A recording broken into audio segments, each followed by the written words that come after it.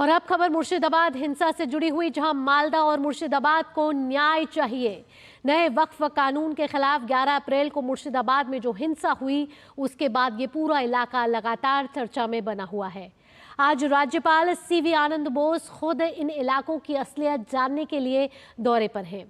इससे पहले कल जब वो राजभवन में पीड़ितों से मिले थे, तब उन्होंने ये फैसला कर लिया था कि वो खुद मुर्शिदाबाद और मालदा जाएंगे।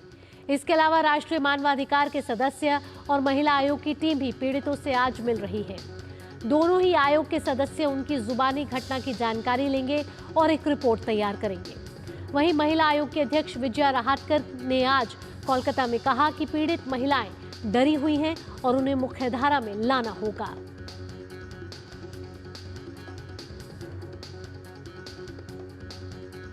तो मुर्शिदाबाद में लगातार इंसाफ की मांग की जा रही है। इससे पहले कलकत्ता हाईकोर्ट ने भी राज्य सरकार को कड़ी फटकार लगाई थी। साथ ही कहा था कि बल को अभी फिलहाल के लिए तैनात किया जाना चाहिए, क्योंकि स्थिति अभी भी सामान्य नहीं है। इसके अलावा राज्य सरकार को भी फटकार लगाई थी कि कोई भी ऐसे भड़काऊ भाषण ना दिए जाएं जिससे हिंसा भड़क सके। अगर आज की बात करें तो आज राज्यपाल एक बार फिर से दंगा प्रभावित इलाकों का दौरा करेंगे, वहां पीड़ितों से मुलाकात करेंगे। कल बीजेपी नेता सुकांत मजूमदार पीड़ितों के साथ राजभवन पहुंचे थे, जहां उन्होंने राज्यपाल से मुलाकात की थी और राज्यपाल ने उन सभी की व्यथा सुनी थी। आज राज्यपाल एक बार फिर से पीड़ितों से मुलाकात करेंगे और साथ ही साथ उनकी पीड़ा सुनेंगे। इसके अलावा महिला आयोग और एनएचआरसी की टीम भी मुर्शिदाबाद का दौरा कर रही है। महिला आयोग के अध्यक्ष विजया राहतकर ने आज कोलकाता में कहा कि पीड़ित महिलाएं डरी हुई हैं और उन्हें मुख्यधारा में लाना जरूरी है। महिलाओं का उत्पीड़न भी हुआ है और उसके साथ साथ महिला बहुत भयभीत भी है। इन सभी स्थिति का हमें जायजा लेना होगा। प्रत्यक्ष शिविर में हम जाएंगे, उन महिलाओं के साथ बात करेंगे और स्थिति समझ कर लेंगे। ये घटनाएं नहीं होनी चाहिए, इसका संज्ञान हम जरूर लेंगे। इस समय हमारे साथ फोन लाइन पर मौजूद है कोलकाता से हमारे संवाददाता प्रसन्नजीत बख्शी। आइए उनसे ताज़ा अपडेट ले लेते हैं। उससे पहले आइए आपको ग्राफिक्स के जरिए बताते हैं कि किस तरीके से मुर्शिदाबाद में शांति जरूर है, लेकिन तनावपूर्ण अभी भी माहौल है। साथ ही आपको बता दें कि पीड़ितों को इंसाफ का इंतजार है, इंसाफ की दरकार है और इसी के लिए आज राज्यपाल से मुलाकात की जा रही है। जली हुई गाड़ियों के ढेर अभी भी देखे जा सकते हैं। मुर्शिदाबाद में हिंसा जरूर थम गई है, लेकिन स्थिति अभी भी सामान्य नहीं है। अपना घर छोड़कर पलायन की मजबूरी में हिंदू कई शरणार्थी शिविर में रहने के लिए मजबूर हैं। मालदा में शरणार्थी शिविरों में लोगों की तादाद लगातार बढ़ती जा रही है। हिंसा प्रभावित इलाकों का दौरा कर रहे हैं आज राज्यपाल सीवी आनंद बोस। साथ ही साथ मानवाधिकार आयोग की टीम भी दौरा कर रही है और साथ ही उनकी व्यथा सुन रही है, उनकी पीड़ा सुन रही है। महिला आयोग के अध्यक्ष का कहना है कि महिलाएं वहां डरी हुई हैं। आपको बता दें कि पश्चिम बंगाल के संदेश खाली का जख्म अभी भरा नहीं कि मुर्शिदाबाद में की हिंसा में महिलाओं का डर और बढ़ गया है। मालदा और मुर्शिदाबाद में हालात ज़रूर सामान्य हैं, हालात ज़रूर स्थिर हैं, लेकिन लोगों में डर का माहौल है। पीड़ितों की व्यथा देखकर राज्यपाल भी आहत हुए हैं, उन्होंने भी चिंता जताई है और इसके साथ साथ कल राजभवन में पीड़ितों से एक बार पहले मिल चुके हैं राज्यपाल, आज दूसरी बार फिर मिलने जा रहे हैं और केंद्रीय बलों की मौजूदगी से स्थिति फिलहाल नियंत्रण में है। कल कलकत्ता हाईकोर्ट ने भी ये आदेश दिए हैं कि बल को अभी फिलहाल के लिए तैनात किए रखना चाहिए। क्षतिग्रस्त घरों की बात करें तो कई जली हुई गाड़ियां अब को ढेर अभी भी देखे जा सकते हैं। किसी भी कीमत पर शांति बहाल करेंगे, राज्यपाल ने कहा है। वहीं बीजेपी मांग कर रही है कि राष्ट्रपति शासन लागू हो। इसके साथ साथ कई जगहों पर विरोध प्रदर्शन जारी हैं। हाईकोर्ट ने कहा है कि नेता कोई भी ऐसा भड़काऊ भाषण ना दे जिससे हिंसा भड़क सके। पीड़ितों के पुनर्वास पर हाईकोर्ट की नज़र लगातार बनी हुई है। आपको बता दें कि ममता बनर्जी ने पीड़ितों के लिए 10-10 लाख के मुआवजे की बात की थी, लेकिन पीड़ितों ने उस मुआवजे के लिए मना कर दिया है। हमारे संवाददाता इस समय फोन लाइन पर मौजूद है प्रसन्नजीत बख्शी, सीधा उनका रुख करेंगे। प्रसन्नजीत, आपसे पूछना चाहेंगे कि कल ममता बनर्जी ने राज्यपाल से आह्वान किया था कि आप ना आए, पीड़ितों से ना मिलें, क्योंकि अभी सामान्य स्थिति है, लेकिन सीवी आनंद बोस ने कहा कि नहीं, मैं मिलूंगा। कल एक बार मिले, आज फिर एक बार मिल रहे हैं। स्थिति अभी वहां किस तरीके से है? एनएचआरसी और एनडब्ल्यूसी की टीम भी वहां पहुंची है। क्या पीड़ित अपनी खुलकर अपनी व्यथा बता पा रहे हैं? देखिए भावना, पहले तो मैं ये बता दूं कि अगर स्थिति सामान्य है, जो पिछले कई दिनों से शासन और प्रशासन की तरफ से ये दावा किया जा रहा है कि स्थिति सामान्य है, तो अगर राज्यपाल वहाँ पीड़ितों से मिलने जा रहा है या एनएचआरसी वहाँ पहुंच रहा है या एनसीडब्ल्यू पहुंच रहे हैं, तो इसमें ऐतराज करने की क्या बात है? स्थिति तो आप चीफ मिनिस्टर है, होम मिनिस्टर है, आप ही तो दावा कर रही हैं कि वहाँ पे स्थिति सामान्य है, तो ये लोग जा ही सकते हैं, कोई भी जा सकता है वहाँ पे स्थिति का जायजा लेने के लिए। ये तो एक विरोधाभास है होम मिनिस्टर की तरफ से, पहली बात। दूसरी बात है कि एनएचआरसी की जो टीम है वो मालदा पहुंच गए हैं, वंदे भारत ट्रेन से मालदा पहुंच गए हैं, और वो जो राहत शिविर है वो राहत शिविर के लिए निकल चुके हैं। गवर्नर डॉक्टर सीवी आनंद बोस वो भी ट्रेन से जा रहा है आज सुबह, कल रात तो निकल नहीं पाए, वो दोपहर को 2:30-3 बजे के आसपास मालदा पहुंचेंगे, और वैसे ही समय पे एनसीडब्ल्यू की टीम भी मालदा पहुंचने का उम्मीद है। तो मतलब एनएचआरसी फिलहाल थोड़ी देर में राहत शिविर में पहुंच जाएंगे, और बाकी लोग मतलब राज्यपाल और एनसीडब्ल्यू की टीम पहुंचते पहुंचते शाम को 3-3:30 बज जाएगा। स्थिति ऐसा ही है भावना। राहत शिविरों का क्या हाल है? क्योंकि वहां हिंदुओं की तादाद लगातार बढ़ती जा रही है, डर का माहौल अभी भी बना हुआ है।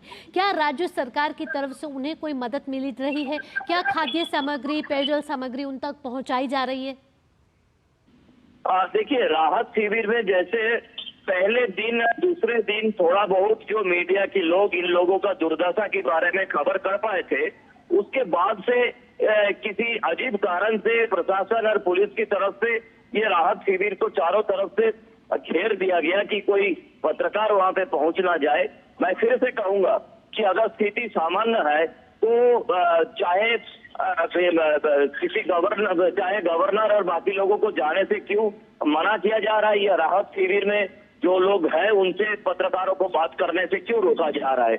इसीलिए नतीजा या कंक्लूजन हम कह सकते हैं कि यह है कि स्थिति सामान्य नहीं है, नहीं तो सरकार कुछ छिपाने की कोशिश में है। दूसरी बात यह है कि देखिए, हम सबको पता है, पत्रकारिता हम लोग जब करते हैं कि अगर रास्ते में कोई एक्सीडेंट हो जाता है या कुछ भी हो जाता है, तो सबसे पहले पुलिस का काम है वहां पे जो खून का धब्बा है उसे धो दे, वहां पे जो डेड बॉडी या वुंडेड लोग हैं उनको वहां से निकाल दे, और कुछ अगर टूटा फूटा गाड़ी रह जाए तो वहां से निकाल दे। क्योंकि अगर इस तरह की छवि लोगों की मन में बार बार लोग देखने लगता है तो इसका तो बुरा असर होता है लोगों के मन पे, वहां पे स्थिति तनावपूर्ण हो जाता है। और यहाँ पे गांव में लोगों की घर तोड़ा गया है, आगजनी हुआ है, पुलिस का गाड़ी तोड़ा गया है, उसमें आगजनी किया गया है, लेकिन ये सारे के सारे जो तोड़ा हुआ जला हुआ घर है, गाड़ी है, वो अभी भी मुर्शिदाबाद में पड़ा हुआ है। तो आप मान लीजिए कि हमारा अपना घर जला हुआ है और वो मैं देखता रहूंगा तो मेरे मन में उसका क्या असर होना है। तो एक तरफ होम मिनिस्टर की तरफ से कहा जा रहा है कि स्थिति सामान्य है, और दूसरी तरफ मेरा ही जला हुआ घर मेरे आंखों के सामने है। तो ये समझना जरूरी है कि इस तरह की साइकोलॉजिकल टॉर्चर जो तृणमूल कांग्रेस की या ममता बनर्जी की तरफ से गांव वालों के ऊपर किया जा रहा है, तो इसीलिए जो गांव के लोग हैं वो अभी भी डरे हुए हैं, क्योंकि अपना जला हुआ घर कौन देख सकता है। और आप कह रहे हो कि स्थिति सामान्य है, जो वो कह रहा है कि स्थिति सामान्य है तो उनके साथ हम एक्सपेरिमेंट कर सकते हैं कि उनका घर जला के उनके घर के सामने खड़ा कर दे कि आपको कैसा लग रहा है। तो ऐसा नहीं कहना चाहिए, लेकिन ये समझना जरूरी है कि ये एक तरह से साइकोलॉजिकल टॉर्चर है भावना। बिल्कुल। इसके साथ साथ अगर प्रसन्न जी जांच की बात की जाए तो कलकत्ता हाईकोर्ट ने राज्य सरकार को कड़ी फटकार लगाई है, कहा है कि भड़काऊ भाषण ना दे। इसके अलावा एसआईटी को रिपोर्ट पेश करनी थी। इसके साथ साथ ही भाजपा भी एनआईए की जांच की मांग कर रही है। हाँ, देखिए, अभी तक कोर्ट ने एक बात सीधी तरह से कह दिया कि हम अभी फिलहाल एनआईए की जांच नहीं दे रहे क्योंकि उतना सबूत हमारे सामने पेश नहीं कर पाए लोग। लेकिन एनआईए की धारा का उल्लेख करते हुए कोर्ट ने बताया कि केंद्र के पास पूरी तरह से इसके बारे में खुला छूट है। अगर केंद्र को लगे उनके पास सबूत पहुंचे तो केंद्र एनआईए जांच दे सकते हैं। इसके लिए कोर्ट का कोई ऐतराज नहीं है। कोर्ट इसमें बीच में खड़े होने की कोई इरादा नहीं है। तो बाकी जो एसआईटी है, बाकी जो इन्वेस्टिगेशन है, ये शायद अगले सोमवार तक इसका सारे रिपोर्ट जमा करने के लिए बताया गया है और उस रिपोर्ट के आधार पर आगे की कार्रवाई कोर्ट की तरफ से किया जाएगा। लेकिन ग्राउंड लेवल पर क्या तहकीकात किया जा रहा है, क्या इन्वेस्टिगेशन जारी है, इसके बारे में किसी को कोई भरोसा नहीं है और किसी को कुछ समझ में भी नहीं आ रहा है कि किस तरह की इन्वेस्टिगेशन किया जा रहा है। भावना साथ साथ प्रसन्नजीत, आपसे ये भी जानना चाहूंगी कि इस हिंसा के बाद अब तक कितने लोगों को गिरफ्तार किया जा चुका है, साथ ही कितनी एफआईआर दर्ज की जा चुकी है, पुलिस की कार्रवाई कहां तक पहुंची है? अगर आंकड़ा देना जरूरी है तो आंकड़ा मैं कहूंगा कि 200 के आसपास लोगों को गिरफ्तार किया गया और 50 से ऊपर एफआईआर दर्ज किया गया, ऐसा डीआईजी साउथ बंगाल का दावा है। लेकिन मैं फिर से मैं कहना चाहूंगा सावला कि बंगाल की राजनीति या बंगाल की स्थिति को समझते हुए हम आंकड़े में अगर ना जाए तो अच्छा है। ग्राउंड रियलिटी और आंकड़ा दोनों अलग अलग है। एक गांव में धुलियान के एक गांव में 130 घर हिंदू हुआ करता था और 130 घर, सब के सब घर जला हुआ है, सब के सब घर तोड़ा गया है और उस गांव में अभी सारे घर की दरवाजा खुला हुआ है अगर है तो, और कोई भी जाके वहां पे ग्राउंड रिपोर्ट बना सकता है। तो वहां पे जाके बनाए कि ये 130 घर में अगर 4-4 लोग भी रहते थे तो ये करीब 500 के आसपास लोग हैं जो राहत शिविर में है। इससे बाकी गांव का लोग भी राहत शिविर में है। तो क्या तहकीकात है वहां पे, किस तरह की तहकीकात आप कर रहे हो? और वैसे चीफ मिनिस्टर या होम मिनिस्टर ने तो कह ही दिया कि उन्होंने तो फैसला कर ही दिया कि देश के होम मिनिस्टर इन्होंने बांग्लादेश से लोग लाकर वहां पे जो कुछ भी उपद्रव है वो कराया है। जब चीफ मिनिस्टर ने तब बोल दिया है, होम मिनिस्टर ने फैसला सुना दिया है, उसके बाद पुलिस को क्या करना है ये आप समझ ही सकती हो। इसके साथ साथ सियासत बहुत गर्म है अभी प्रसन्नजीत। भाजपा और टीएमसी लगातार एक दूसरे के आमने सामने हैं, जुबानी जंग तेज होती जा रही है। ममता बनर्जी कहती है कि पहले से प्री प्लान था, भाजपा कह रही है कि ममता बनर्जी के इशारों पर सब किया जा रहा है, लेकिन पीड़ित फिलहाल इंसाफ मांग रहे हैं। बिल्कुल वही मैं कह रहा हूँ कि अभी ये जो सियासत है ही, लेकिन पीड़ित लोगों को अपने घर में, पहले वाला घर में, ऐसा नहीं है कि जला हुआ घर, तोड़ा हुआ घर, पहले वाला घर में खुद वापस लिया जाएगा। और जो उनकी मन में डर है, जो उनकी मन में छवि है अपना जला हुआ घर का, जो उनकी मन में छवि है उस रात की, तो ये जब तक निकाल नहीं पाएगा तब तक चाहे कुछ भी हम आरोप और प्रत्यारोप करते रहे, हम नहीं कह सकते कि स्थिति सामान्य है। तनावपूर्ण है, डरे हुए हैं लोग, ये हमें कहना ही पड़ेगा। भावना इसके साथ प्रसन्नजीत, संदेश खाली के जख्म भी भरे नहीं है। हमें याद है कि जब एनसीडब्ल्यू की टीम वहां पहुंचना चाह रही थी तो एनसीडब्ल्यू की टीम को वहां पहुंचने नहीं दिया जा रहा था। इसके अलावा एनएचआरसी की भी टीम हमें याद है। आज जब दोनों टीमें वहां पहुंचेंगी तो राज्य सरकार की तरफ से किस तरीके की तैयारियां की गई हैं, कितनी मेंबर्स टीम है जो वहां पहुंच रही है? देखिए, राज्य सरकार की तरफ से राहत शिविर में जितना लोग है उससे 2 गुना पुलिस लगाया गया है कि कम से कम मीडिया को रोका जाए। इस बार शायद प्रसन्नजीत हमें हमारे संवाददाता हमें बता रहे थे कि किस तरीके से अभी स्थिति तनावपूर्ण है मुर्शिदाबाद में। हालांकि राज्यपाल सीवी आनंद बोस ममता बनर्जी की अपील को दरकिनार करते हुए पहुंचने वाले हैं मुर्शिदाबाद और माल्टा, जहां वो मिलेंगे पीड़ितों से, मुर्शिदाबाद के पीड़ितों से जहां हिंसा घटित हुई थी। और आपको बता दें कि सीवी आनंद बोस कल भी पीड़ितों से एक बार मुलाकात कर चुके हैं। बीजेपी नेता सुकांत मजूमदार राजभवन पहुंचे थे जहां उन्होंने सीवी आनंद बोस के साथ पीड़ितों की मुलाकात कराई थी और पीड़ितों ने अपनी व्यथा बताई थी। कल ममता बनर्जी ने आह्वान किया था सीवी आनंद बोस से कि वो ना जाए मुर्शिदाबाद, क्योंकि अभी स्थिति उनको लग रहा है कि सामान्य है। लेकिन सीवी आनंद बोस ने कहा कि मैं वहां जाऊंगा और स्थिति का जायजा लूंगा, साथ ही साथ पीड़ितों से मुलाकात करूंगा। आइए आगे बढ़ते, अब आपको दिखाते हैं मालदा से हमारी ग्राउंड रिपोर्ट, जहां मुर्शिदाबाद के दंगा पीड़ित अपनी जान बचाकर आए हैं। यहां पर लालपुर में स्कूल में पीड़ितों को रखा गया है। हालांकि अभी मीडिया को पीड़ितों से बात नहीं करने दी जा रही है। स्कूल के बाहर सुरक्षा भी बढ़ा दी गई है। एक दिन पहले पारलालपुर में स्थिति का जायजा लिया है हमारे संवाददाता निशांत राय ने। पश्चिम बंगाल के पारलालपुर में इस समय हम मौजूद हैं। सबसे पहले आपको उस स्कूल की तस्वीरें दिखाना चाहूँगा जो कि दुलियान से हिंदू शरणार्थी यहाँ पर पलायन करके आए हैं। ये स्कूल है और इसके बाहर आप देख सकते हैं कि सुरक्षा के पूरे इंतज़ाम जो हैं प्रशासन के द्वारा किए गए हैं। रैपिड एक्शन फोर्स के अलावा बंगाल पुलिस यहाँ पर बड़ी संख्या में मौजूद है। दूसरी तरफ आप देख सकते हैं कि तमाम ग्रामीण जो हैं वो बाहर की ओर आपको नज़र आ रहे हैं। दरअसल जो शरणार्थी हैं उनको यहाँ पर जो है वो रखा गया है और शरणार्थियों से फिलहाल किसी को मिलने नहीं दिया जा रहा है। जो पुलिस है वो यहाँ पर बाहर नजर आ रही है, पुलिस के आला अधिकारी यहाँ पर नजर आ रहे हैं और साफ तौर पर उनका कहना है कि फिलहाल किसी को अंदर जाने की इजाज़त नहीं है। ये वही स्कूल है जो कि दुलियान से सभी हिंदू शरणार्थी जो नाव के सहारे गंगा को पार करके इस तरफ आए थे और अभी भी जो हिंदू शरणार्थी हैं वो अंदर आपको नजर आ रहे हैं। कुछ शरणार्थियों को आपको दिखाना चाहूँगा कि स्कूल की छत पर वो बैठे हुए यहाँ पर नजर आ रहे हैं और तमाम जो गतिविधियाँ बाहर चल रही हैं उनको देख रहे हैं। सबसे बड़ा सवाल यही है कि हिंदू शरणार्थियों को कब न्याय मिलेगा, कब ये वापस अपने घरों को जा पाएंगे और क्या सरकार ये भरोसा दिला पाएगी कि आने वाले समय में इस तरीके की हिंसा दोबारा नहीं होगी। कैमरा पर्सन जगमोहन प्रधान के साथ निशांत राय, डीडी न्यूज़, मालदा। আমাদের সাথে কোনো ঝামেলাই নাই, আমরা জানি কি আমরা ভালোই আছি।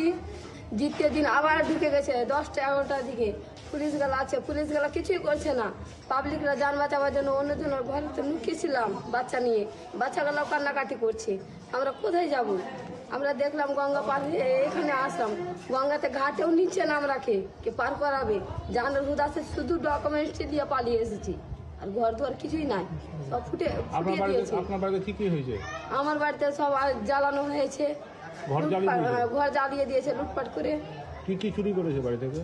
এই তো সব জিনিস যা থাকে ঘরে সংসারে যা জিনিস থাকে কিছুই নাই। খাবার এই যে বম ফুটাচ্ছে আর ঘরে থাকতে দিচ্ছে না, সবকে মেরে বম ফুটিয়ে। চা করলাম, চাটা খেয়েছি, ওই চা খাওয়ার 3 মানকার दिन में জল খেয়েছিলাম। জল খেয়ে তখন সন্ধ্যাবেলা এখানে এসেছিলাম। हमला करने वाले कौन लोग थे? মুসলমানরা, চারদিকে মুসলমানরা ঘিরে নিয়েছে আমাদের বাড়ি ঘর জ্বালিয়ে দিয়েছে, খাট টাট যা ছিল বাক্সটা সব পুড়িয়ে দিয়ে, পেট্রোল ঢেলে দরজা মধ্যে পেট্রোল ঢালাচ্ছে সব পুড়িয়ে দিয়েছে, কিছু নাই। ছাগল গরু যা ছিল সব লুটপাট করেছে। ওই ঘরে মুসলমান জাতি ঢুকে গেছে, ঢুকে ছিনতাই করছে আর বম ফুটাইছে, ওই অ্যাসিড জ্বালিয়ে আগুন লাগিয়ে দিচ্ছে। হ্যাঁ, ওই ধোঁয়াশায় চলে এসেছি আমরা। আপনার বাড়ি কি হয়েছে? আমার বাড়ি বেঁধবো না। কি কি হয়েছে আপনার বাড়িতে? আমার বাড়িতে বিটি লাগা গহনা রেখেছে 2-3 ভরি, নিয়ে চলে গেছে, টাকা পয়সা যা ছিল চলে গেছে। আমি বাজার থেকে সবজি বিক্রি করি, তো বাজার থেকে এসে আমি দুপুরবেলাতে খাওয়া দাওয়া করে আমি একটু ঘুমাতে গেছি। হ্যাঁ, আমি কিন্তু তখন আমি ঘুমাতে গেছি, তার মধ্যে আমি এসে দেখছি হয়ে আল্লাহ হচ্ছে। তা আমি কিসের হয়ে আল্লাহ হচ্ছে? বলছে মুসলমানরা তাড়াতাড়ি ভাঙা ভুঙি করছে, ওই সাইড থেকে ভাঙতাম। বলছে কি তোমরা শাখা সিঁদুর পরিও না, আমাদের সাথে চলো। রাস্তাতে দেখতে পাচ্ছি মেয়েদের শাড়ি ধরে টানাটানি করছে, ঘর বাড়ি সব যত ছিল সব পুড়িয়ে দেওয়া হয়েছে, কোনো কিছু নেই। সোনার মালা ছিল, কানের ছিল, 50,000 টাকা ছিল, যত মানে আমার আধার কার্ড ভোটার কার্ড যত ডকুমেন্টস ছিল সব পুরানো হয়েছে, কোনো কিছু না, বাড়িতে সব পুড়ে গেছে। হ্যাঁ, ধমকি দিয়েছে, বলছে হিন্দুদের কতটি কলিজা আছে আর মুসলমানের কত কলিজা আছে। হ্যাঁ, বলছে হিন্দুদের কত মানে কলেজা আছে, মুসলিমরা কতই পড়েছে, মানে বেরিয়ে যাও সবাই রনে, বারাও কার কতটা শক্তি আছে। আর খারাপ ভাষায় গালাগালি করছে আমাদেরকে দেখতে পেয়েছে রাস্তাতে, আমাদের পিছনে দৌড়াচ্ছে লাঠি নিয়ে, বম চালাচ্ছে, খারাপ ভাষায় গাল দিচ্ছে আমাদেরকে। আর বাচ্চাদের দেখতে পেয়েছে, বাচ্চাদের কাপড় ধরে টানাটানি করছে। আমাদের শিব মন্দির ছিল, শিব মন্দির ভেঙে দিয়েছে। হ্যাঁ, শিবলিঙ্গ ছিল, শিবলিঙ্গের উপরে পেচ্ছাপ করেছে ওরা, কোনো কিছু। ওই জন্য আমি ভয়ে একাই বাড়িতে, তো আমি পালিয়ে চলে এসেছি। আপনার বাড়ি পুড়িয়েছে, লুট করেছে? আমার বাড়ি কিচ্ছু নাই, সাইকেল টাকা পয়সা যা ছিল সব লুট করেছে। সব নিয়ে সোনার মালা নিয়ে পালিয়েছে। কিছু পুলিশ ক্যাম্পের ব্যবস্থা হয়। আচ্ছা, রাষ্ট্রপতি শাসন চান? অনেক রেখে সব মেলাটির ছেলে এসেছিল, যে সবারই বাড়িতে সব ঘর বাড়ি সব ভেঙে দিয়েছে, আগুন লাগিয়ে দিয়েছে। আর চুরি করেছে কিছু? হ্যাঁ, সব চুরি করেছে, গহনা রেখে সব নিয়ে চলে গেছে। সব নিয়ে চলে গেছে। আমাদের মানুষজনকে মেরেছে। হ্যাঁ, থাল বাসন সব নিয়ে চলে গেছে। কিছু না, 1 লাখ টাকা পালালছে নিয়ে, আর দুবারকার ঘরের টাকা 2,40,000 টাকা নিয়ে পালিয়ে গেছে, আর 1.5 ভরি সোনা, আর বাইকটা পুড়িয়ে দিয়েছে। বাড়ি ঘরে আমার কিচ্ছু নেই বাবা রে, কিচ্ছু নেই আমার সবই শেষ করে দিয়েছে। ধর দিয়ে ইটের বাড়ি মেরেছে, তো হাত ফুলে আছে। ইটে মেরেছে, এত বড় বড় সাপ বল ঘরে ঢুকে একবারে কপাট ভেঙে দিয়েছে। আমার ঘরে কিছু নেই, ধর সবই চুরমাল করে দিয়েছে বাবা। আমি নাম বলতে পারবো না, ধর আমি দেখতে পাইনি বাবা। না, মনে হচ্ছে কে যে মাস্টারমাইন্ড কে? মেহবুব আলম। হ্যাঁ, वो काउंसलर। यहाँ रुक रहे एक छोटे से ब्रेक के लिए। ब्रेक के बाद और खबरों के साथ हाजिर होते हैं। आप देखते रहिए डीडी न्यूज।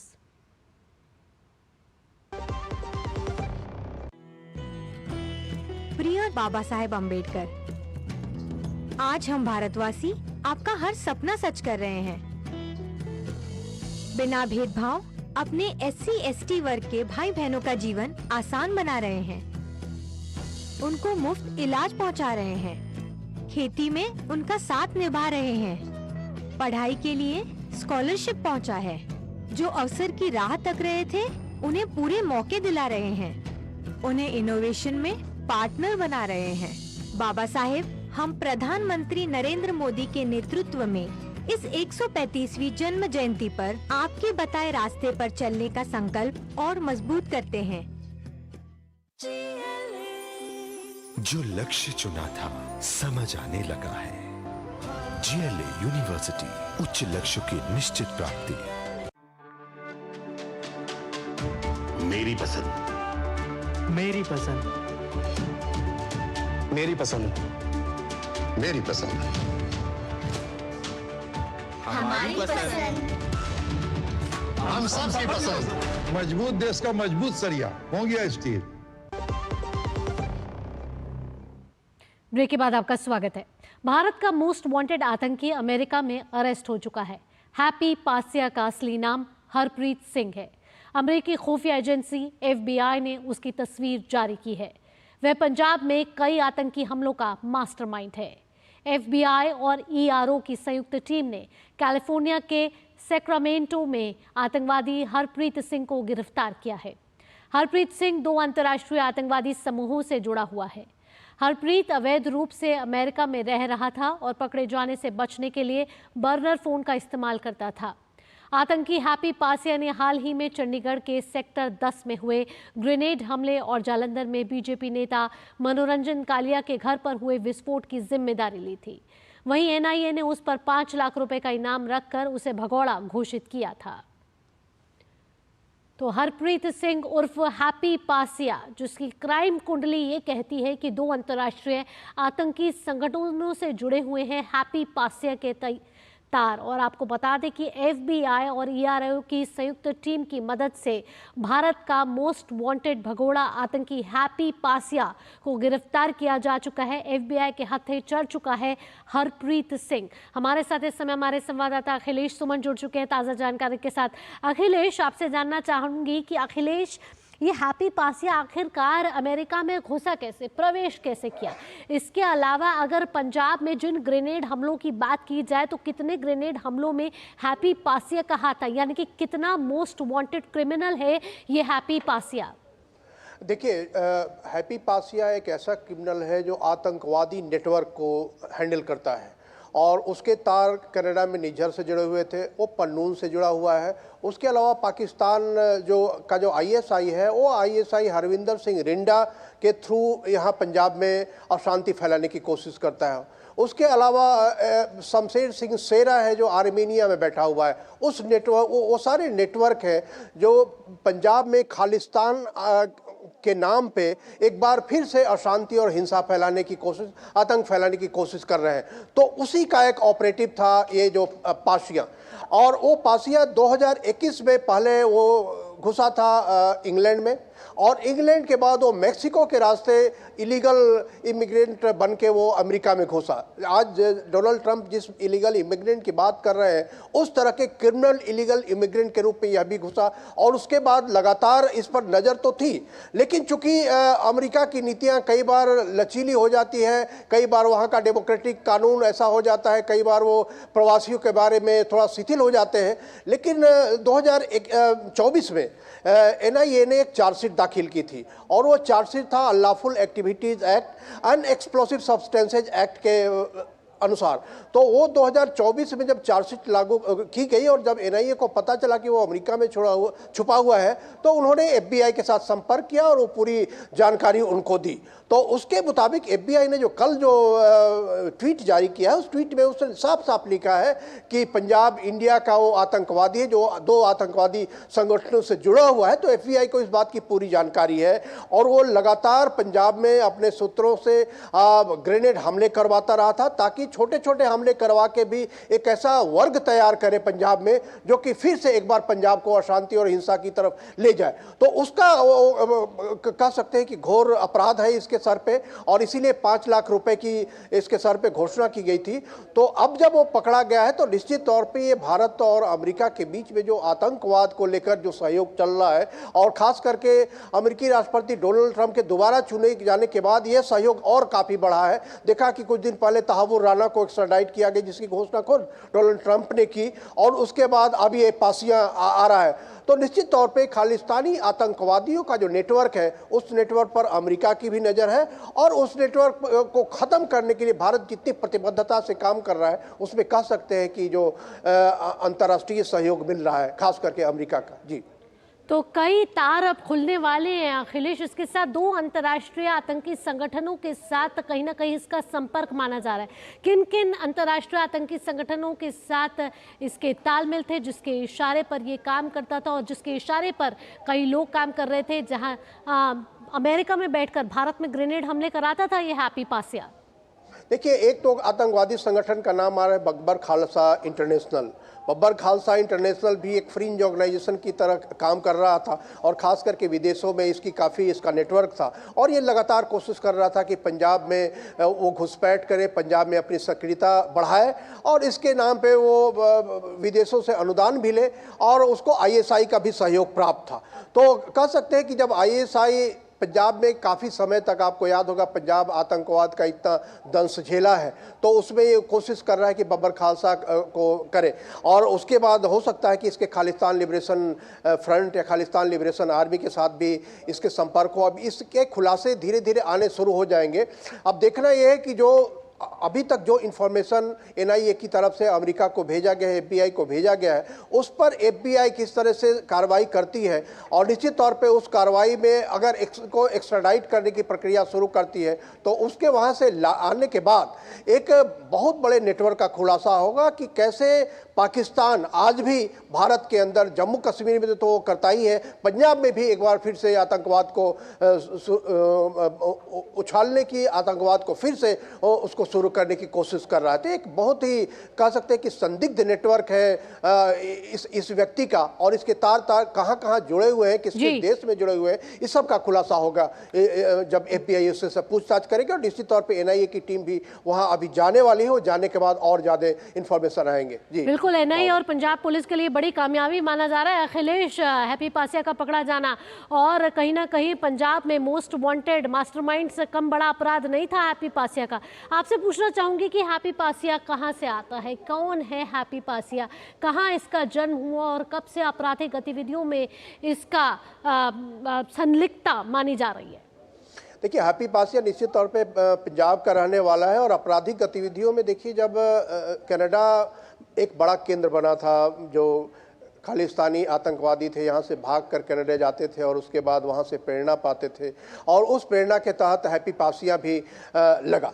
और निश्चित तौर पे कह सकते हैं कि ये जो इस तरह की प्रक्रिया है, जो खास तौर पे निझर जब से गैंगवार में मारा गया कनाडा में, उस गैंगवार में मारे जाने के बाद एक उस गिरोह ने फिर से शुरुआत की कि ऐसे लोगों को फिर से खड़ा किया जाए, और उसी तरह से खड़ा करने में एक ये भी हैप्पी पासिया भी है, और हैप्पी पासिया अब पुलिस की गिरफ्त में है, FBI की गिरफ्त में है। तो और पता चलेगा कि किस तरह से पंजाब में और ज़्यादा नीचे जाकर आतंकवादी काम कर रहे हैं और किस किस तरीके का उनका नेटवर्क है। भावना, जिस तरीके से तहव्वुर राणा के प्रत्यर्पण में भारत अमेरिका ने एक विशेष भूमिका निभाई है, ऐसे में क्या अब ये भगोड़ा मास्टरमाइंड अपराधी हैप्पी पासिया को भारत लाने के लिए विदेश मंत्रालय, भारत सरकार पुरजोर कोशिश कर रही है? हाँ, देखिए, निश्चित तौर पे विदेश मंत्रालय लगातार इस बात का ख्याल रखती है कि जो भी हमारे यहाँ के वांटेड अपराधी हैं, मोस्ट वांटेड अपराधी हैं, हमारे दूतावास के अधिकारी कर्मचारी इस बात में लगे रहते हैं। और निश्चित तौर पे FBI ने जब अरेस्ट किया है तो ये विदेश मंत्रालय की सक्रियता का है, क्योंकि NIA भी जब विदेश में काम करती है तो विदेश मंत्रालय के थ्रू काम करती है। और एक्स्ट्राडिशन की बात है तो निश्चित तौर पर एक्स्ट्राडिशन की कार्रवाई होगी। और जो मुझे पता चला है कि हैप्पी पासिया भी तहव्वुर राणा की तरह वहाँ के कानून की आड़ लेने की कोशिश करेगा, तो इसलिए NIA ने भी इसके लिए पूरी कह सकते हैं कि पूरी तैयारी कर ली है कि किस तरह से उसके जो अपराध हैं, उसके अपराध भारत और अमेरिका दोनों के लिए खतरनाक है। क्योंकि एक्स्ट्राडिशन ट्रीटी में एक बड़ी शर्त ये होती है कि जिस अपराध के तहत आप उसको एक्स्ट्राडाइट करना चाहते हैं, अपने देश में भारत लाना चाहते हैं, वो अपराध जो है वो दोनों देशों में अपराध की श्रेणी में आना चाहिए। तो आतंकवाद निश्चित तौर पर भारत और अमेरिका दोनों तरह देशों में आतंकवाद अपराध की श्रेणी में आता है। इसलिए निश्चित तौर पे पहली जो लड़ाई होगी उस लड़ाई में तो निश्चित तौर पे उसको हारना है। उसके अलावा जो 2-3 और मामले होते हैं कि हम भारत जाएंगे तो हमारी जान पे खतरा है, हमको तंग किया जाएगा, हमें टॉर्चर किया जाएगा, ये सारे सकता है हैप्पी पासिया, लेकिन NIA सतर्क है। NIA और पंजाब पुलिस को बड़ी सफलता मिली है। FBI ने अमेरिका में मोस्ट वांटेड क्रिमिनल जो है हैप्पी पासिया को पकड़ लिया है, हिरासत में ले लिया, गिरफ्तार कर लिया है। अब आगे विदेश मंत्रालय और भारत सरकार से किस तरीके की प्रतिक्रिया आती है, इस पर हम सबकी नजर बनी रहेगी। फिलहाल अखिलेश, तमाम जानकारियों के साथ आपका बहुत बहुत धन्यवाद। आगे बढ़ते हैं। भाजपा का नेशनल हेराल्ड मामले को लेकर कांग्रेस पर हमला लगातार जारी है। उससे पहले ले रहे हैं एक छोटा सा ब्रेक। ब्रेक के बाद आपको बताएंगे कि भाजपा के वरिष्ठ नेता अनुराग ठाकुर ने आज क्या कहा है।